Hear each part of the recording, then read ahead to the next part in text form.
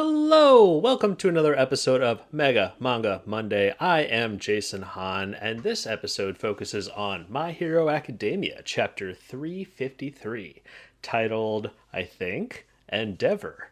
Uh, we, Before we get deep into the chapter and stuff, lots to talk about. I'm a writer for Screen Rant, Jason Hahn. I seem to write a lot of video game news articles and features and starting to dabble in reviews. Pretty exciting. But I'm a huge manga fan, and I felt compelled to start Mega Manga Monday and got a hold of some of my other Screen Rant buddies who actually specialize in the comics section. They write very interesting articles related to Marvel, DC, and manga. So I got a couple buddies who are also into My Hero Academia to talk about today's chapter. Steven, would you like to introduce yourself?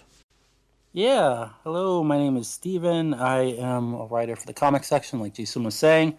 Been doing this for a little over a year now, mostly focusing on manga, but also delving into Sonic lore and other series like Beast Wars, which I'm kind of sad it's ending soon, but what you gonna do? But yeah, we're here to talk about My Hero Academia, and I'm very excited to talk about it. Yeah, we kind of wrapped up a big fight that's been going on for the last couple chapters, and we're really curious on everything else that's happening on the battlefield. But Ben, how about you, man? Yeah, I'm Ben, been at Screen Rant for almost half a year now. And I also write about manga for the website. And in addition to manga, I read about Marvel and DC as well. So My Hero has always struck a chord with me as a superhero comics fan. So yeah, I'm excited to talk about it. Yeah, now I think about it, My Hero Academia definitely came out when the superhero fad was. I don't know if I want to say it was going strong or if it had just started. I'm kind of curious on the year this started versus like the year Iron Man released. Um, Yeah, I mean, I Iron Man released in like '08, I want to say. yeah, I don't remember. I'd have to look it It, up. But Yeah, keep talking, I'll look it up. yeah, there we go. I mean, listen, I was a fan way 2008. before Iron Man.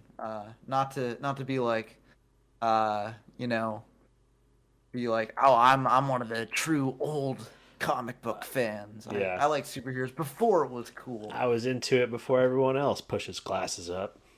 Yeah, I Yeah. literally did push my glasses up when I said that. So, uh, We're not doing the visual podcast this time, but I felt it. yeah. Well, yeah. So, I mean, but it's been going on a long time, and My Hero Academia is getting into its final arcs and final fights. And great segue, actually. This chapter saw the conclusion of one big fight that people have been wanting for a long time. We finally got the Todoroki family drama to kind of come to a head, and um, well, Shoto won. And not only Well, did he win, yeah, he actually still had enough uh, energy to talk to Tenya at the end and stuff. I was thinking they were both going to be out of commission for a while, but yeah, and instead of focusing just on that fight as we have been for the last couple chapters, we got a little status update of everything else that's going around, and it was kind of refreshing. But I'm already remembering a couple discussions ago, we were just like, man, we needed to stop jumping around because it's hard to care when we're jumping around to three different fights all at the same time. But now that we got that nice emotional Todoroki family drama, I mean, we dealt with it. We definitely dealt with it. It's refreshing. It feels nice to kind of jump around and see the drama that is swelling up. We've got some villains going in to try to free Giga Machina, or Giganto Machina is how Viz is translating it. And we even got Bakugo, who has not been disintegrated yet, so that's good. Spinner. Yeah. And Spinner. Yeah, that was one of my favorite bits about this because Spinner has always just been on the back burner. He's just like, yeah, I'm a lizard man. I'm just like, oh yeah, what do you do? Uh, lizard man things? Oh, okay, cool. Well, so this time, I mean, he's all hulked out, and that was kind of something I was anticipating. I'm thinking a lot of these villains are going to be using the booster drugs. I forget the name if they gave those things a name specifically, but it was pretty awesome seeing him like the size of a building, like just tearing stuff up. Also, one of my favorite panels is one of the creepiest panels in this is All for One like putting his hand over Spinner's face to like I guess feed him the serum maybe. Um, Mm. but Oh, I it, think he might be giving him power as well, like just he's with giving his him a own power. quirk, extra quirk. Yeah. Oh, I didn't think about that. Yeah, that makes a lot more sense.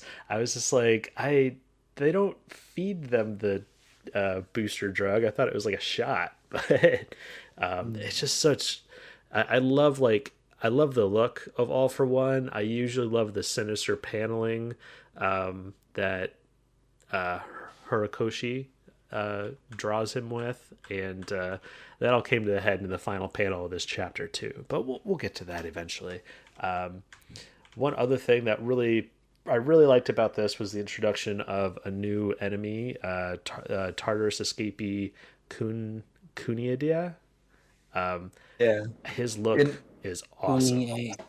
Yeah. and he was introduced at an earlier point, I believe. Okay.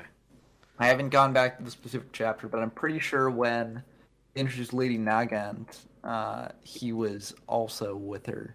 And he's got a very distinctive design, so I'm pretty sure I remember seeing him there. Yeah, I'm a huge fan. Like Bloodborne is one of my favorite games. It's a Victorian horror kind of eldritch Victorian horror action game, and Ooh, that sounds like fun. it really is. I'm gonna play it on my channel eventually, Honzy and Friends, but waiting for a PC port. It'll happen. But That was the design of this guy really reminds me of some of the style of Bloodborne, and so it instantly stood out to me. And he seems to have some sort of strange like flower powers, like Mario. Maybe he'll throw fireballs out of his hands. I don't know. Yeah. But what was some stuff that stuck out for you guys on this chapter? That those are the things I needed to get off. Well, off my I mean, chest. I'll say me before going to the really big thing I liked, because takes place at the end of the chapter. But I did really like this focus on Spinner, not just because we haven't seen much of him, but that one panel it really humanizes him in a way that even though there's a lot of false, that people have been rightfully pointing out about My Hero, something that it does really well is humanizes its villains. Um, and that panel with Spinner where he's going, he's speaking about Dabby, or should I say yelling, his convictions could never, fail him, right? Yeah. It was just, that is something that you would see, like what you feel for Spinner in that moment is something you would, feel for a hero or for a sidekick of a hero watching, seeing their hero getting defeated. Like you feel his anguish. It's like one of those things where the good guy always wins, right? And we're experiencing a moment for him where someone he saw, like Dabby, had such strong convictions, like that should have been enough for him to win. So he's basically experiencing what a lot of us who are, following the heroes, wanting the heroes to win, is experiencing it, and it's a really powerful moment. I haven't written about it yet, but I made a pitch for it, and I'm really excited to delve more into it. Just that one panel, just because that is something that My Hero does really well. It makes you feel for its villains and have them experience things that heroes experience. It's really well done and a very exciting moment for me. Yeah, absolutely. I totally agree because as you were kind of pointing out, like in most manga, we get the convictions and the sides of the hero consistently, and they're always against some, overwhelming force, and at the end of the day their will triumphs because in that story's world they are correct. They represent the hope that everything's going to be okay. But in My Hero Academia, the villains have like convinced each other of their own convictions, and they're all like actively supporting, well, not all of them, but Yeah. but a lot of the villains are like supporting each other and legitimately care about each other, and that was something that I really enjoyed with Twice's character Yeah. arc and stuff. Like, well, especially with Twice and Lizard Dude. Like, Spinner. Yeah. yeah, Spinner. They're pretty good friends, and he. Yeah. I mean, through their perspective, absolutely, the heroes are the villains here, and this was kind of the first thing, especially if Dobby lost. It was the first, like, wait, are we wrong? No, we are not wrong. His convictions could never fail him. We are. This was all, and he was going into denial about just like, no, that couldn't have been. It's informational warfare. Like, it's just Spinner is probably one of the more tragic characters in maybe the entire series. If I think And about it for a few seconds, I could probably think of worse. But I mean, I think Twice. I mean, uh, oh yeah, but like also too, I mean, it's a lot of them, and this is in Spinner's cases too. They weren't or originally evil. Like they needed somewhere to belong, and All for One basically took advantage of them, yeah, of their being ostracized, being social pariahs, and he gave them a purpose. So it really, even though they ended up on the wrong side, they are actually not bad people. They just got pulled into a bad crowd, and that's just what another thing My Hero does so well. And like they are not bad people. Like they're just on the wrong side. And right here we see you know a villain who is just believes everything that they've been believing, and now it's crumbling before their eyes, and you can't help but feel sorry for him. yeah. absolutely. And it's something that I feel like they kind of only.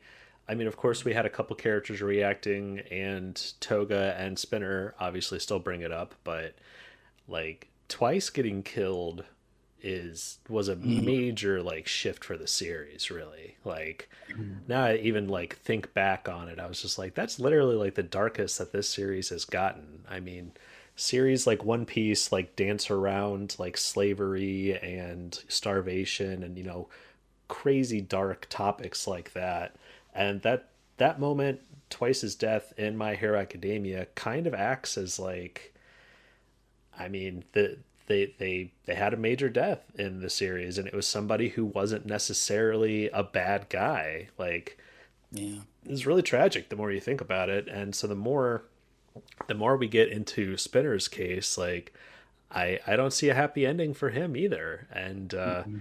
it's something that I wish My Hero Academia would do more of, is Mhm.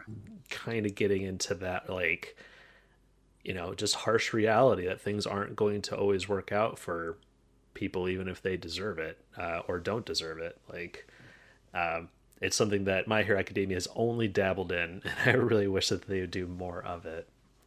Yeah, Yeah. and also I'll say this really quickly Yeah. because you haven't gotten to say much, Ben, yet. But the like especially with Spinner too. I mean, and Twice, like the reason why Twice, well for me, like what made him so tragic was that he was really there, like because of the friendships that he had made, and that's what was really sad. Like he formed real friendships, and even too, like I'm forgetting all of their names. We haven't seen them in a while, but a lot of the members of the original League of villains group, Villains.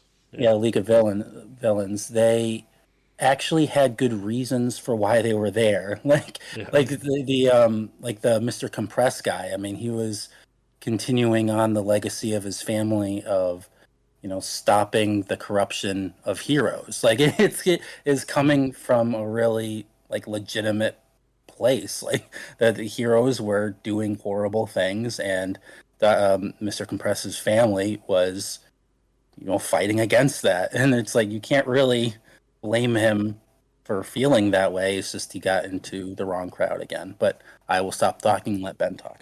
Oh yeah. I I was gonna Good say points. Good points.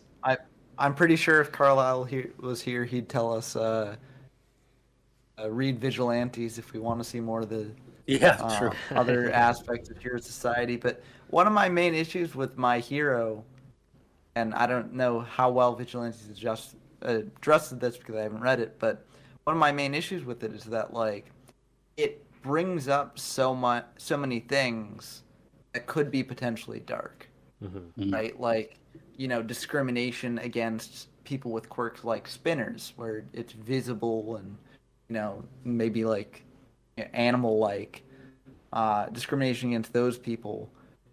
Just like the people left behind by Hero Society, people who have quirks that are incredibly destructive or like He's online. disturb, No, like keep talking. Keep talking. Sorry. yeah. I mean, it's just there's so many like potential avenues to go down, like to explore like the darker sides of this world, and Horikoshi just like regularly doesn't do that. And I think that's fine. It's like fine to have um a series that is more focusing on it's like a lighter toned series, right?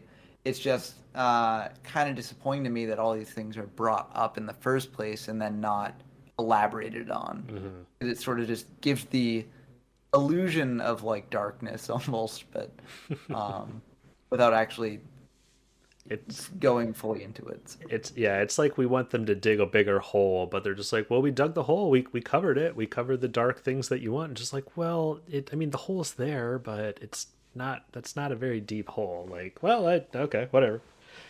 yeah. Is kind of the feeling I'm getting from it, and it's just also like, yeah, I don't see how Spinner. I'm looking at some of the panels, and it's just I can't get over how much it sucks for like Spinner Yeah, like that he wants to be like, he hates that society is looking down on him so much, and he's this Yeah. monster green thing, and he's doing exactly what he's trying to prove that he's not. Like, Love it. Great yeah, reading. which is it's very poetic, but it also is like Spinner should have been developed more before this point. Like he's yeah. had a bit of development, but like of all the members of the league, he's been the one who's just sort of like been there for the majority of the series. Yeah, and I So think that's why I'm so like enamored by him in this chapter, because this is his turning point. Like, he has exactly been that character who's just been like Shigaraki's right man. He's been the one consistently kind of reeling him back sometimes, and like he's been the voice of reason, and he's been consistently getting more and more comfortable with the idea that, we need to do some terrible things to get the world that we're fighting for. And this is the chapter where he like steps into the darkness, and that's what that panel, those couple panels of him getting closer to All for One are. And it kind of culminates with his hand going over him in a very like, I don't know, just like almost like abusive.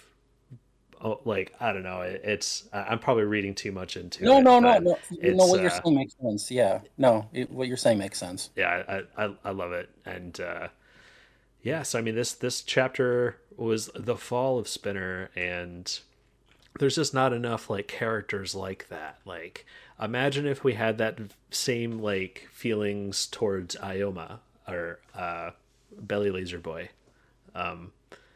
Like, Yeah, and just, I mean, we had in previous discussions where like, oh man, they could have interjected like just this little bit and like this previous arc, and then this would have had this big payoff. And um Aoyama is one of those. Yeah. Yeah. Aoyama is one of those characters that had a big moment, but it just didn't really feel like as big as it could have been. yeah, and it Oh looks yeah. like he may have a big moment coming up because he has a fight with Kunieda. I mean, sure, like Fat Gum's there too, but I don't know. I you know I think that it's kind of cool this chapter setting up some like more potential conflicts between people, but at the same time, it's like couldn't you have made some more compelling pairings? Like Yeah. why for Spinner, like it looks like Spinner is going to be facing off against I never remember his name, but Yeah, let's just go with their the powers, because it looks like yeah, he's like with animal speaking guy Coda, and No, it's not. Or is Coda there too? Because I think it Coda's looks. in the guy's arms. That you might be trying to think of the name, but Oh. Oh yeah, you at could. least it looks like Coda, Yeah.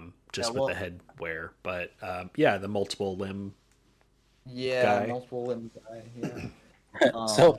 so going back to, I'm sorry if you guys were still talking, Yeah. but Yeah, no. You can. I just wanted to bring in Carlisle because he has a doctor's appointment, unfortunately. But like, so Mhm. I asked him, like, we're talking about, how My Hero Academia doesn't get dark enough.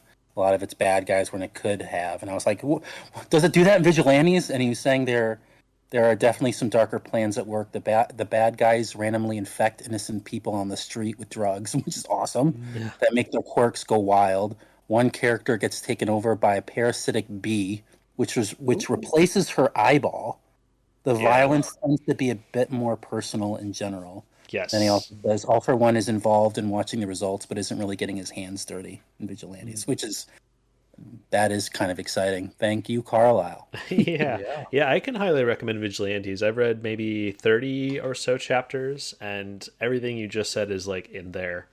So, yeah, it's a darker take on the world of My Hero Academia, and it definitely has a lot of the stuff that I wish that the main series had, but also vice versa. Like, there's a few things about this manga that I think, like, I might go as far as to say it might just be the art. Like, the guy behind My Hero Academia just every once in a while just delivers some stunning panels that almost overshadow like any poor story decisions I feel towards those moments. But he can really go all out sometimes, and I really enjoy it. But going back to Spinner though, like it seemed like in earlier chapters, it he, there was hinting that Spinner was going to have a bigger role. I remember when he was having that conversation with All for One when we had.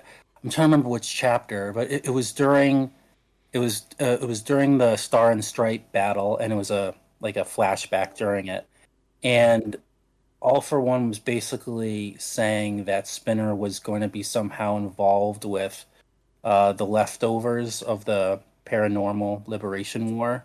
So like the paranormals, like he was going to be more involved with that somehow.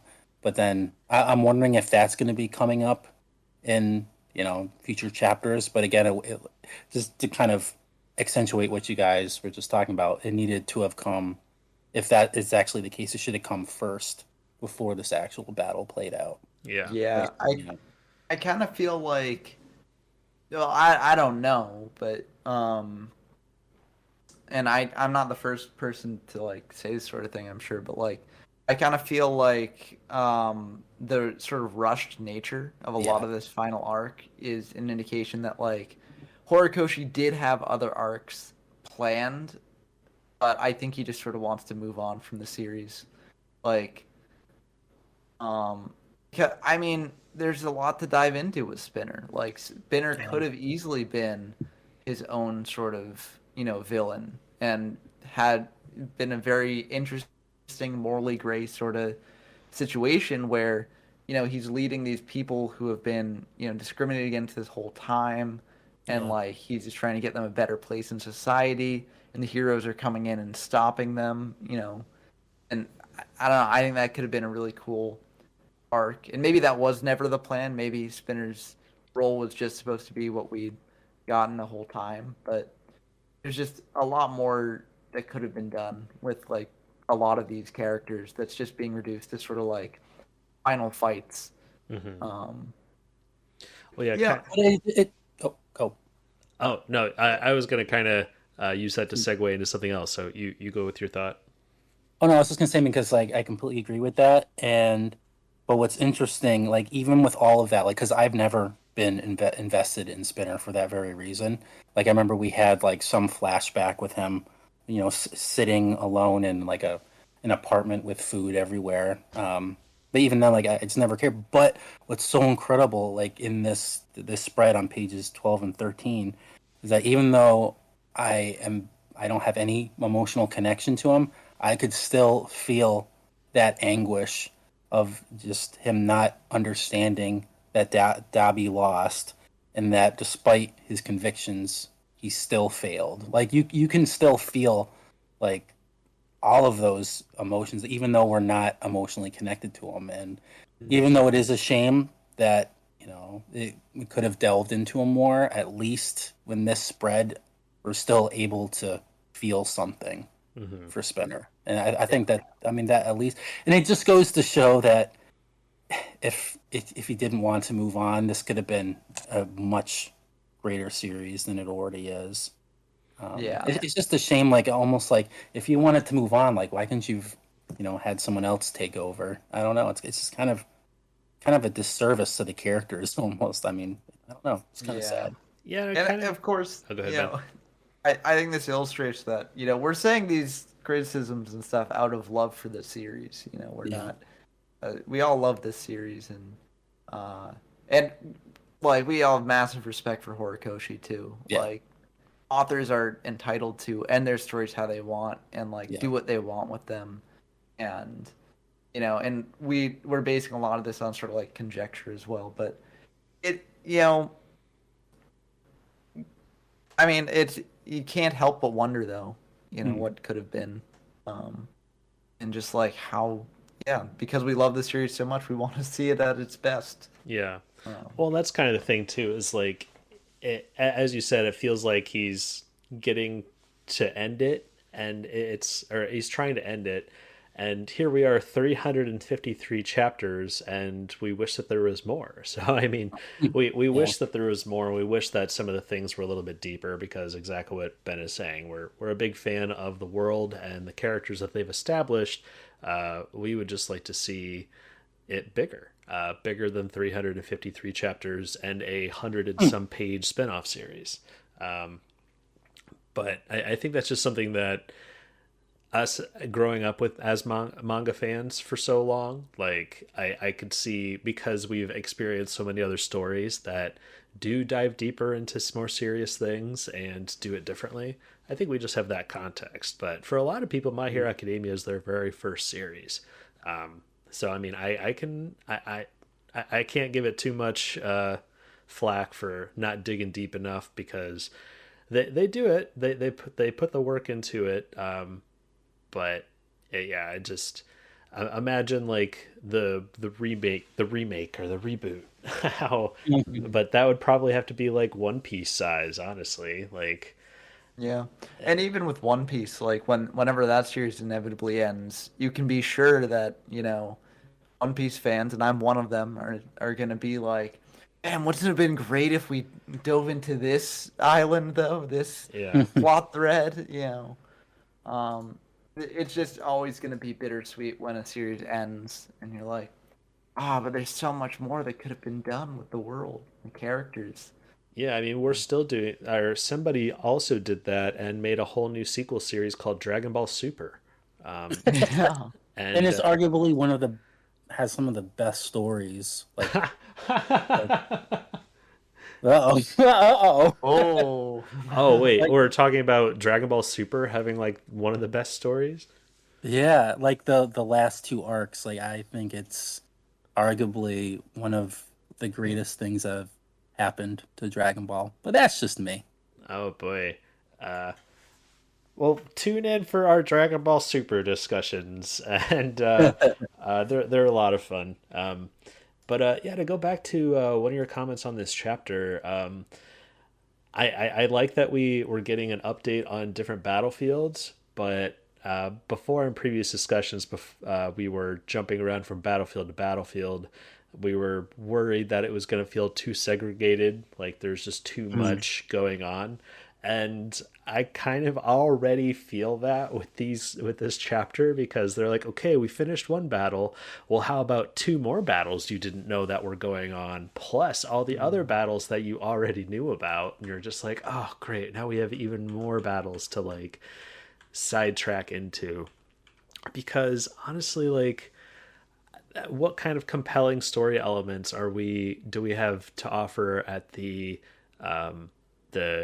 Gigatomakia detainment facility? and also with the new Tartarus escapee Kunadia fight. Yeah. So yeah, Also, they reference another Tartarus escapee that I don't think we met yet, Gashly, um, which is like I don't think we've seen them at all unless the other new villain that we see this chapter is Gashly. But I don't think that works out timeline wise because Midnight was killed before the liberation of Tartarus, right? yes, So if that guy killed Midnight, then he can't be Gashly because Gashly is a Tartarus escapee. We haven't even met Gashly, and they wouldn't name drop Gashly if he's not going to show up. So, right.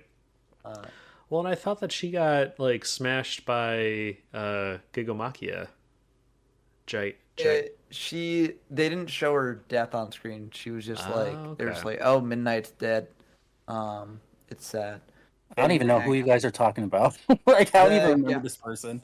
the guy with like he's like right after they're raiding the Gigantomachia thing, he shows up and he's like, oh, this is He's got like a skull mask thing kind of going on and spiky hair.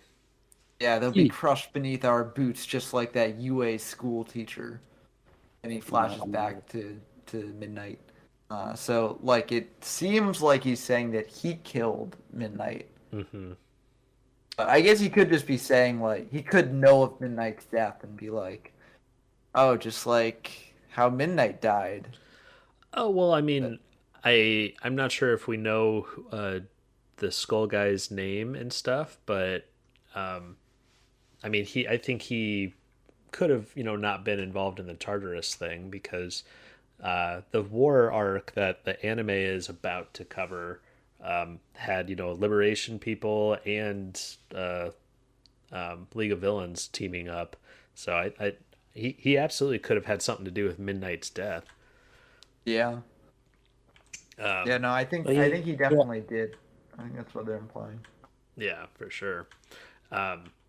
But one other thing that I had, oh boy, I'm trying to remember which point I was trying to bring up, but I kind of lost it. We got a little bit of a preview of the Sky Island that Bakugo's hanging out on, and it looks like it's being taken over by tidal waves of hands. Yep. So that's not great. That doesn't seem like that fight's going very well right now. That's in my previous discussions, I've said that that's probably the one I'm most anxious to get back to. And of course, Bakugo. I want to see Bakugo have some meaningful fights because they haven't really given him a lot of situations where he's pressed against a wall and has to get creative. He usually just takes out everything. So it'll be nice to see him on the back burner or on the defense. I didn't even do that on purpose. But one you brought up earlier, Ben, that the team ups you think seem kind of off. I think not necessarily like off, but like just with people who just we don't have as much attachment to. Yeah, that's true. I think the matchups are like Spinner versus Coda and Extra Limbs guy. Like I think that could have some thematic weight to it because like Extra Limbs guy is very clearly different, just like Spinner is. So there could be some dialogue there and like some thematic resonance and stuff. But it's just like we know almost nothing about Extra Limbs guy. He's just sort of been in Class 1A for a while. Yeah, like so it's like barely any more or less than Coda too. Yeah, so it's like he could be like, yeah, I've suffered discrimination for my obvious quirk as well, and it's like, oh, that's neat. But wouldn't it have been nice if we had heard about this earlier? Like,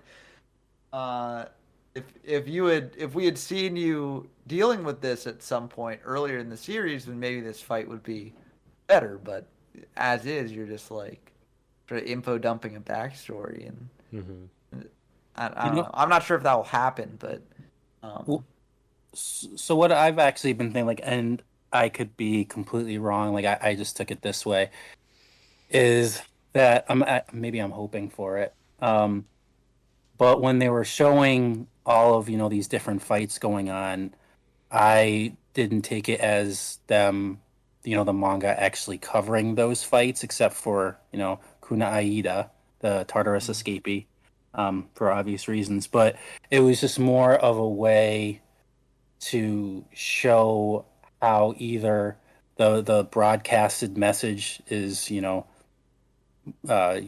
strengthening the hero is like, oh man, like Dabi was actually defeated by Shoto, and then demoralizing the enemy. Like I kind of just saw it that way. Like it won't delve into their respective battles. Like it was just more of a way to just show the rippling effect that that battle will have. Yeah, the morale. Yeah, like the whole morale thing. Yeah, exactly. That's kind of how I saw it. And kind of like with that in mind, going to my favorite moment, I don't know if you wanted to discuss something else first, but I know, go into it, man. I'm excited to talk about, yeah, the whole Endeavor thing. So, as you know, like in previous podcasts, and I've written about it a lot, I've always had that problem with that Shoto versus Dabi incident, just because, I've always saw it as like a stepping stone that was just going to lead to the ultimate battle between Endeavor and Dabi.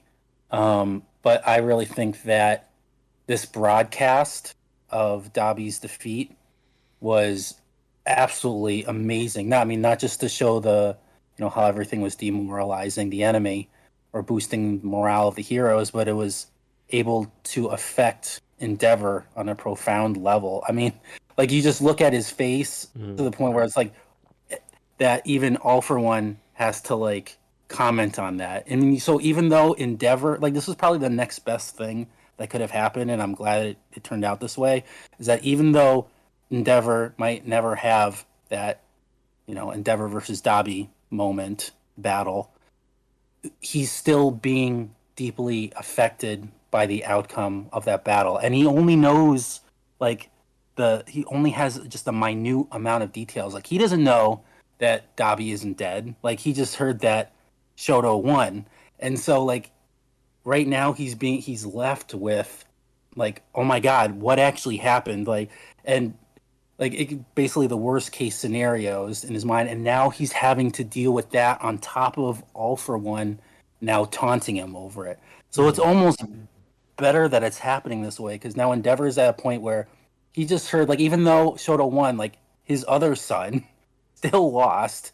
He wasn't there to deal with it, and now he's getting taunted by like the worst villain ever, who's basically saying you're the worst father in the world, type of thing. Like, Right. how does it make you feel? Like, it's just like I'm so happy that they saved this for last, because like when they were showing all these other fights, I'm like, oh, that's great, okay. But then we get to Endeavor, and it's like it actually, like we can see him being affected, and that's what I've been wanting. I've been wanting him to face is what he did to Dabi, and he's doing that right now, even though he didn't fight. And that was just I'm glad it turned out this way. I'm actually afraid that it's going to be one of those things where we really want it to be a big deep hole in the backyard, but we're just going to get up to it and just like, oh well, I can barely trip over that thing. That's not very deep. Like I'm really hoping that this is going to be like something that actually affects Endeavor, but I more than likely am thinking it's going to be one of those things that we have that mystery of like, oh, how's he feeling? How's he feeling? And then he's going to end the next chapter with some dramatic almost hitting All For One and him being like, I'm just so proud of my Shoto. Because I just see him like, I mean, Shoto just did everything that Endeavor has always wanted him to do, but he's grown as a character. Shoto's grown as a character, and he obviously still has a feeling on the Dabi situation. But I don't think he's automatically assuming that Dabi's dead. Oh no, obviously. I mean, it's just like we don't know what he's thinking. Like that's the amazing thing. Like he doesn't say anything. We just have this look on his face of like he could be thinking anything, and All For One comments on it. It's just like it was. I feel like it was just very well done, and even though this is being rushed, like we can. I mean, there is potential for him to be, having having to confront those feelings. I mean, we've already seen him bawl his eyes out in front of Shoto. I mean, that was something completely unexpected that happened. Hmm. Yeah. I mean, it could. I No, yeah, go I ahead. feel like it would be. I mean, it's his whole arc has been building to this point, so Yeah. I feel like it would definitely be kind of very. I feel like Horikoshi's got to have something for him here, Hmm. like, or else it would just be like very, very sort of disappointing. Just I would like, be very upset. No, but yeah, yeah. Yeah, like I'm almost thinking it would be the worst thing for this entire story if Hawks and Endeavor beat All for One. oh, see, I'd actually be fine with that Yeah, because then that would give Shigaraki a chance to like rise up as the ultimate threat. Because I could totally see Hawks and Endeavor beating All for One, but Shigaraki beating everyone in the cage, and then like after he's beaten everyone in the cage and he's been like All for One's defeated, I'm the I'm the ultimate final threat to Hero boss. Society. Then Deku shows up and And yeah, and And I actually go. well, just real quick, I do see that being the end situation, but I want to see Shigaraki like betray All for One, like. Uh, mm, He um, kind of yeah. but we've He's already been pretty kind bad kind of about had it established, and it's still kind of a mystery up in the air with Shigaraki if he is fully Shigaraki or if he it. is being taken over by All for One's Horcrux and yeah. is becoming like the new, well, the same consciousness, really. I mean, All for One itself is the power, and I'm referring to more as the character, but Shigaraki seems to be starting to get possessed and fusing into one with the consciousness of All for One, which we've It, established before that quirks have their own consciousness sort of thing. And yeah, I expect that to get all a lot deeper. But oh yeah. I Oh think I man. think it'd be really by the books and just what it just seems like if everything's going too well, if everything goes according to plan and perfect, Endeavor and Hawks will be All for One. And I don't want that to happen in My Hero Academia. I want it to be more surprising and more dramatic, personally. So I have two things. One, there. So it happened during the Star and Stripe battle, where this is how I'm actually thinking it's gonna go down. I wrote about it a few months ago. But so when during that fight between Star and Stripe and the fused version of All for One and Shigaraki, what ended up defeating that fused version of him was like the ghost of All Might, like because it kind of brought in that whole thing where um, as long as everyone remembers who All Might was and what he represented, he would never truly die. And that was what allowed, that ghost of him to manifest um, from Star and Stripe. And that ghost was what defeated the fused Shigaraki and All for One. So I'm hoping that would actually be what wins, not Deku or anyone else, but that ghost of All Might, where he's still that image of him when he's still a superhero. That is what will come back. It'll be like his greatest comeback and finally defeating the foe that was See, his. I didn't take it that way. I took the kind of version of All Might that spawned from the inner dimension, whatever we want to call it, of the Quarks being ripped apart and stuff like that. That we jumped into at the end of the Star and Stripe battle. I think that it's just supposed to represent like her last rule that she established inside of Shigaraki's head, essentially, where I think it was something along the lines of it's been a while, but it said something like he could only have like a couple quirks or something like that. Do you guys remember what the stipulation was? I guess. Oh, they had to be like it No, I was don't. three quirks. Uh, Is that what you mean? Like three rules, like yeah, starting. because she was able to Oh yeah, establish the yeah. rules, but my reading of it was just the vision of All Might was supposed to represent her power, like because that is ultimately like what she wanted to use to defeat All for One, because she just looked at Shigaraki like All for One, not as Shigaraki. Hmm. So I kind of just feel like it was like her last poetic like thing of like it is actually the things that All for One or All Might taught me that are going to be your downfall, because to her that was, you know, her defeating him and winning. So I think that that's the form she chose for that power to be represented in his head, as it's, you know, essentially killing him and tearing his corks apart and stuff like that. If that makes any sense, that's kind of how I read it. Yeah, either. Yeah, Yeah, anything is possible. But I never had the impression that Star and Stripes had like uh, All Might or All for One or One for All in her.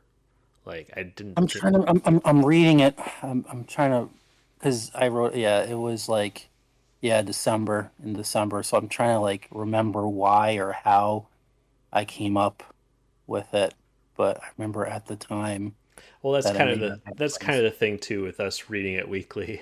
we yeah. we come It's up with theories, and it can be pretty easy to like, oh yeah, wasn't there this thing that we thought was going to happen, but it ended up not happening. It was one of those instances where our theories we come up with are sometimes better than what happened or what is going to happen. Oh yeah. Oh yeah. So it kind of goes back. Yeah, just to when that image of ghost of the ghost appears, like All for One is, yelling, as long as a single person still remembers All Might's stupid face, I'll never know peace from this torment. And it just goes to the whole fact that since the consciousness of, all of the wielders of any quirk, it still remains in there. And I'm trying to remember, there was a connection between Star and Stripe and All Might quirk wise, and it was just that fact that when he says that, as long as a single person still remembers all my stupid face, I'll never know peace from this torment, meaning that anyone could conjure up that ghost of All Might. mm, Yeah, I don't know. That seems OP. yeah. I um, just kind of Go Ben. yeah. Yeah. I kind of interpret it in a way that like more like Jason, I think. But just like inspiration is a big thing, and like inherited sort of uh, goals, right? And I think that like I could definitely see in the final fight like a similar sort of thing happening, uh, where Deku's fighting Shigaraki and like all the previous uh, one for all sort of heroes appear behind him as he's doing the final blows or whatever. Partially because those are his powers, but partially because it's just like, their inspiration to the world. Mhm. I don't know. I could see that being very satisfying in a similar vein. But Yeah, and I absolutely agree. I think that's what the final fight is going to come down to. It's going to come down to a moment where they're both having to use all the powers at their disposal, and Deku has a lot more powers at his disposal, including his friends that are all being willingly offered to him, compared to All for One taking them all by force and all of that. And I think that's going to be the ultimate downfall, is the the clash of consented quirks versus quirks that were thrown or that are against the wishes of the original owners. Um, Oh, sorry. so No, keep going. so I absolutely see that like backfiring, but yeah, it's yet to be seen if that's going to be in the body of Shigaraki or if it's going to be One for All. Um, but That's right. yeah, what you got, man? No, yeah, yeah. So I was trying to figure it out. So at that point, um, All for One, or the Shigaraki had stolen Star and Stripes quirk, And since since the consciousness of the quirk was now in All for One, the fact that at that moment Star and Stripe was thinking back on the moment when she first saw All Might, what made her want to be a hero when she was a girl, when she was having that moment, at that having that like flashback, at that same moment the ghost of All Might appeared. So it was kind of like, since the consciousness of the wielder can exist in a quirk even if it's in someone else, that's what All for One was experiencing. Because since she was thinking about All Might, and then all of a sudden he appears, like that's why. So it's like, as long as, like, if he has, since he has all of these quirks inside of him, all their consciousnesses, whatever the plural of that is, I think that was it. all of the conscious minds of these people are inside of him. If all of those people whose quirks he possessed think of All Might, then there's a chance that that could conjure up All Might, if that makes any sense. Because it's all like in a mental state. Yeah. Yeah, it's not like the real physical world. Oh God, no, no, no, no, no, no, no, no, no, no, no, no. Yeah, yeah. So yeah. Okay. Yeah, I Well, think yeah. that makes sense, especially given the confrontation that like Deku and All Might and Shigaraki and All for One for All, no, All for One. Yeah. But the confrontation that they sort of had in the quirk mind space, like maybe we'll see another revisiting of that plane in their final battle. Yeah. I really hope that we get another situation where they're both like locked in a mind palace, and Shigaraki's just like, I finally got you. Now you're trapped in here. And then Deku's just like, actually, you're stuck in here with me. Like the Sasuke versus Itachi fight in Naruto. Did you just reference one Watchmen? I did, yes. Um, But yeah, one thing about this chapter too that I was just like, oh no, is the glowy thing in Dabi's chest. Oh yeah, And it's like, making a VMM sound, which could be a bomb about to go off.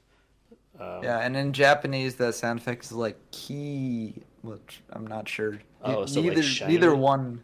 Almost like Well, shine. I don't know. It's like neither one of those really tell me anything about like what this actually indicates. Yeah.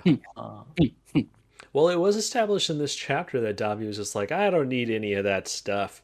So, I mean, it shouldn't be like one of the bombs that All for One has put in some of his followers, like Lady Nagat. So I don't know what it could mean. I mean, other than, there could be a scene that we haven't seen yet where All for One still slipped something onto Dabi to have it be that. I don't know. when they recovered him from the mountain Possibly. after he burned himself up. But yeah, I hope it's not a bomb. that'd be sad. That would be sad, and I couldn't really think of it having much benefit other than maybe affecting morale. But it still would mean Dabi died or Dabi is down. So yeah, I don't know. That's if it's a bomb, but I don't really know what else it could be other than a sensu bean implanted in his chest and he instantly heals or something. So yeah, I don't know. The suspense is growing. And I am really excited though that during the All for One fight between Endeavor and Hawks, and I'm actually hoping that Hawks will be taking more of a stand there. Just because, I mean, this is my own personal opinion of him, but I've always felt like that he might be one of the strongest heroes, just because, Hawks? like, yeah, because after like hearing his background, like all of the things that he went through is similar to what all of like the villains in the League of Villains went through, which made them into a villain. Mm-hmm. But instead of becoming a villain, Hawks obviously became a hero. Like I just always felt like when we're getting his backstory, it's like, wait, this is Hawks's backstory, just because it was so traumatic that what happened to him would have like if we were going to take all of the villains into perspective, that he would have become a villain. But it's just amazing that he didn't, and that's I just want him to shine more here, just because I really think that it was just so impressive to me. Again, like I don't remember if this is the last podcast we recorded, but I totally remember Hawks's backstory. But for the listeners, Oh, yeah. I remember he was an orphan and he got adopted by the government to be trained as a spy. Was that what I'm remembering correctly? Yeah, I'm Like, what do you mean his tragic backstory? like it was. I'm just talking on memory because I wrote about it like 2 years ago or something. But it was just like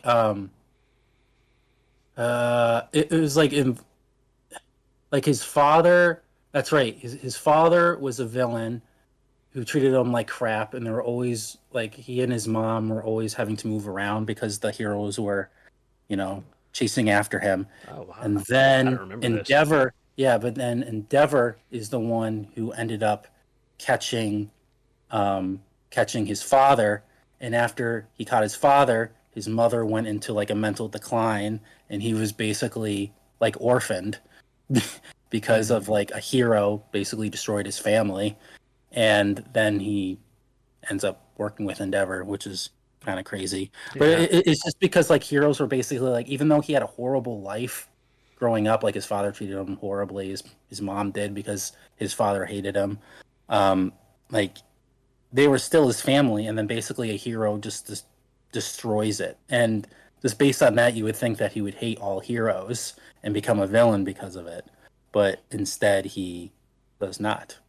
Right. I just always it's just so intense. Like it just shows like an incredible strength of character that I'm kind of sad that we haven't gotten more into Fox just because of I'm just still surprised. Like Right. in like Because I recounting it, thinking, wow, how are you a hero still? yeah. Yeah. Well, I think back to everything that we've seen him do and had him do, and he's done a lot in the series, but at the same time, I still feel like we barely know him. Like, we just know that he wants to help create a world where, people can relax and heroes can take it easy. But he also had to kill twice, and I don't really feel like we've gotten a lot of, like, his own self-reflection from that because they were like legitimately kind of buddy buddy, and I don't know if it's because of his double agent nature, if he was just able to do that dirty deed and then not have to think about it, like. I think we've seen a little bit of his self-reflection on that. I forget which chapter exactly, but I'm pretty sure he expressed like some regret over it. Yeah, But that it was like, but if I it remember it was what he getting had to mentioned, do. but it was one of those things where it's just like, oh man, I really need more.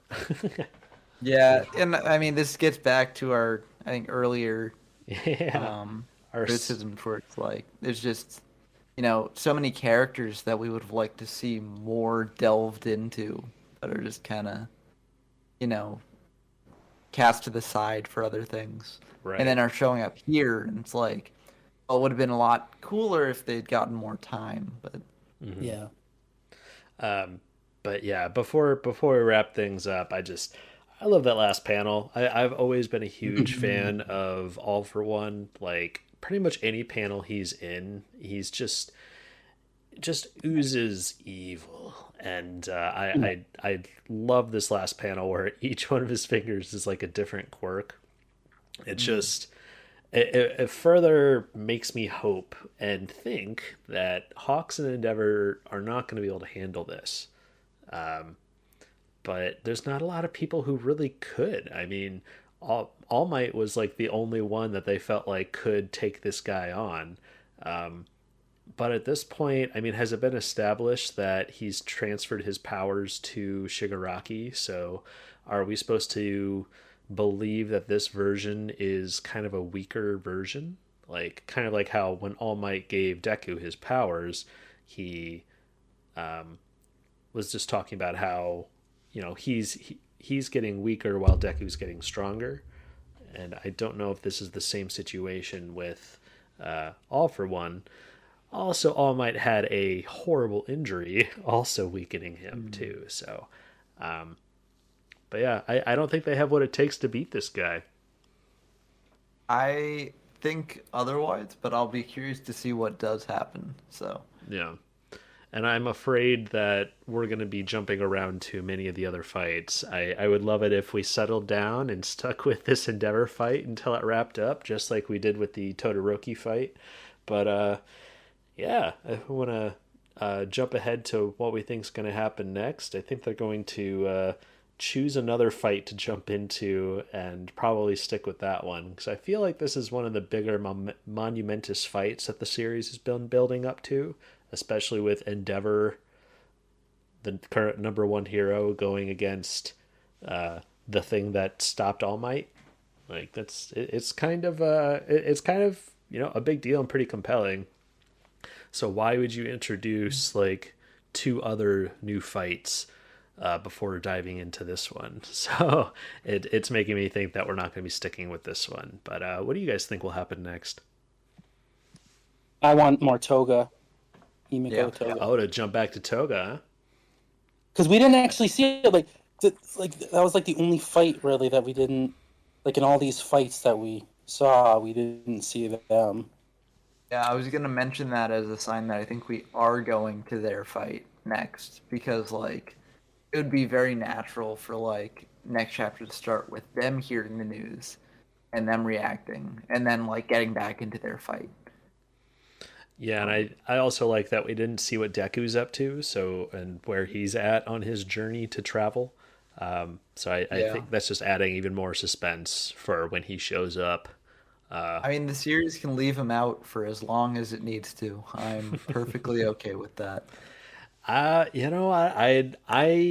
love multiple Quark Deku, and I'm just more and more excited to watch him in action consistently because Oh, that's one thing I've I mean, always loved about Deku is his wit. And a lot of the times, like in the anime, even when he's going into his little tangents and taking notes, I'm like, I legitimately want to hear his notes. Like, I'm fascinated by all this stuff he's rambling about. yeah, I mean, I like Deku, don't get me wrong. It's just he's been the focus of the story for so long. I'm fine spending Yeah, more time with these other characters for a bit. yeah, that's a good Um, point because I'm sure we'll get there with yeah, Deku. yeah, Yeah, like that's I happening. you go. No, no, I was just saying. Yeah, I finished. I said that's happening for sure. And I agree. Yeah. Oh, nice. Well, it's just like it's kind of going off. We were talking about Jujutsu Kaisen a little bit. Like once he come, like he Deku needs to come at like when the heroes are at their lowest point to save the day. Like I mean, it's kind of cliche, if you would, but it's it I'd definitely be fine with that.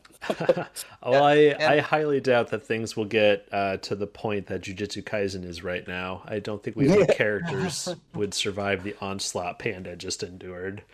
yeah. Well, no spoilers for people who haven't read it, There's a um, panda in but Jujutsu Kaisen. Sorry, I spoiled things. yeah, yeah. But yeah. I mean, the thing is, it's going to be cliche no matter what because Yeah. My Hero Academia is a series that revels in cliches. But My Yeah. Hero Yeah. Academia is also a series that like makes those cliches work. So Yes. Yes. I'm sure it will be great when it happens. Yeah, absolutely. And I'm excited to talk to you guys about it. Yeah. So I guess any more thoughts or theories you guys would like to share before we move into plugs and recommendations? I got one last thing I want to mention about the cover because I really enjoy this sort of cover because it just reminds me of just like American comic books. Like it's Yeah. Mm, got the Jump Comics like logo up in the upper left with the title and the number, and it just feels like an American comic book. And as a big, DC Marvel fan, I'm like, it's just like my two nerdy comic interests colliding. So I'm yeah. very happy with it. That was definitely a vibe I've gotten throughout this series. Was this was like them seeing Marvel comics and they're like, you know what, let's give that a try. And Horikoshi has consistently, I've seen at least a few interviews or something where he's brought up how big of a fan of Spider-Man he is, and I think we can safely say he he has what it takes to do a superhero comic. 353 chapters in, so. But yeah, as you guys said, he's wanting to wrap it up, and I think in previous discussion you guys said that he wants to do like a horror manga. Yeah, Yeah, that's that's what it exciting seems. because that seems to be the big thing that we think is lacking in My Hero Academia is serious subject material and diving deeper into it. And I'd imagine a horror manga would probably do that. But you know what's Yeah. not lacking in My Hero? Body horror. So Yes, I, I'm sure that will play a role. absolutely. Um, well, yeah, and this is like a total cover or a colored cover, and I agree, it looks phenomenal. But I think it was kind of giving Shoto his last good panel because I don't think he's got anything left in this fight for the rest of this arc. Yeah. So I think Unless it's that noise in Gabi's chest is actually something. But yeah. I um, mean, I don't think it's going to be anything good, but I really don't think Shoto is going to be able to do anything about it. Um, but it's also established that Tenya is right there with him too, literally in his arms. So if it is a big stupid bomb, um, A big stupid bomb. yeah. and Ida's engines are stalled, so he Oh can't do no, anything you're too. right. So You're right. Oh man, how sad would that be if you need to go fast and he can't? yeah. Well, yeah, I think that'll about wrap up our My Hero Academia 353 Mega Manga Monday discussion. And I'm Jason Hahn, and I'd love it if you checked out our other discussions we've had on the podcast. We talk about other series like One Piece, Jujutsu Kaisen, Dragon Ball Super, and a few more. So if you're into that kind of thing, check them out. But me and some fellow Screen Rant writers write on the website. I do video game news. My buddies here do write in the comics section. Definitely check that out. And I do a YouTube series called Honzy and Friends, comedic let's plays, do streaming, play cool video games, have some laughs. It's a good time. But Steven, any recommendations or plugs, buddy? I mean, I would say, I mean, I'm excited because the new Dan to Dan chapter dropped. It drops every Monday rather than Sunday, and I haven't read it yet because things have been happening. So I'm It's pretty good. excited to. Huh? It's pretty good. Oh yeah, I think yeah. I you'll haven't enjoy gotten to it yet, so I'm kind of. I've been staring at it all day, going, "Oh, it's almost time." Um, but yeah, so yeah. I mean, last time in our Jujutsu Kaisen conversation, I mentioned that I was gonna probably start reading Golden Kamuy, just based on conversation I had with a fellow tweeter. So I might check that out in the coming days. But what I saw the screenshots that he shared, I was very intrigued.